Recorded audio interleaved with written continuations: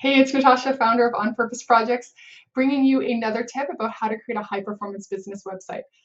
Yesterday, I got a call from a colleague of mine who was redoing her website, and she's a consultant. And she's like, I'm thinking of using Squarespace. That's bad, right? And I thought that was kind of funny because I get that question a lot, like Squarespace, that's bad, right? Like Wix, that's bad, right? Or they want to do Weebly, or they want to do something kind of DIY, and they feel like, oh, it's bad. We shouldn't do that. It's not as good. It's not as good, or it's unprofessional. And to that, I always reply, there is no good and bad. You need a tool for a specific job. Some people have it in their mind that a professional website needs to be super WordPress and custom, and to that I disagree. The website tool is a means to an end. So a WordPress site is not better than a Webflow site. A Shopify site is not better than a WooCommerce site. A Wix site is not necessarily worse than a Squarespace site. It completely depends on the purpose. So for example, this woman is a solopreneur consultant.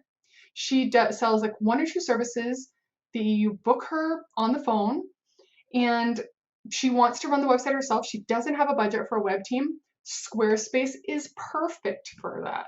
Perfect. There's nothing wrong with that. The site looks fine. There's no reason she would need anything more than that.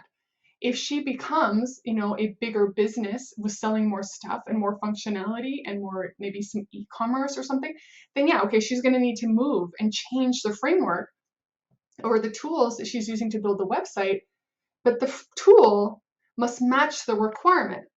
So for example, if your website has a very simple job and you know how to use Wix, create a Wix site. Doesn't matter. They can all look good. They can all look great. You're going to have different tools, have different pros and cons. And so WordPress is not necessarily better. Fancier is not necessarily better. More expensive is not necessarily better. It completely depends on what you need the website for. I always tell people like this: how you choose the website tool that you're going to use completely depends on you or your team's level of technical competency and or willingness to learn new technology. So if you want to run your own website and you have a very low tech team and you want to keep the website in-house, you don't want to have to bring in a web developer, you cannot use you should not choose WordPress. WordPress is going to cause all kind of nightmares for you. You need a developer to support a WordPress website. There's no question about it. Like, I've done hundreds of WordPress sites.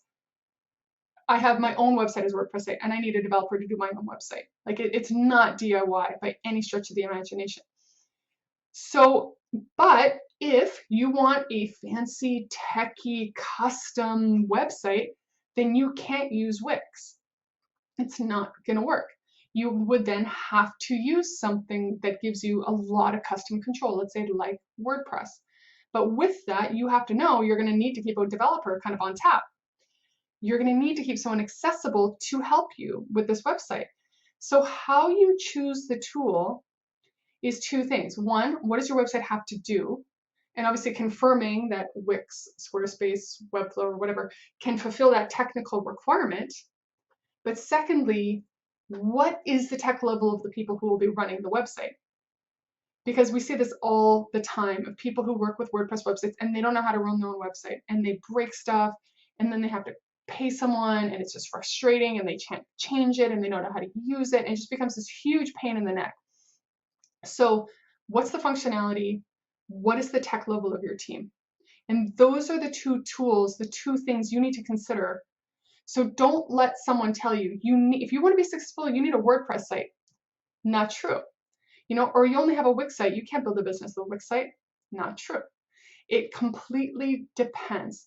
As we've talked about many times, there are factors that determine whether or not your site's going to convert or not. And WordPress versus Wix is not a factor. That is not the thing. That is a means to an end.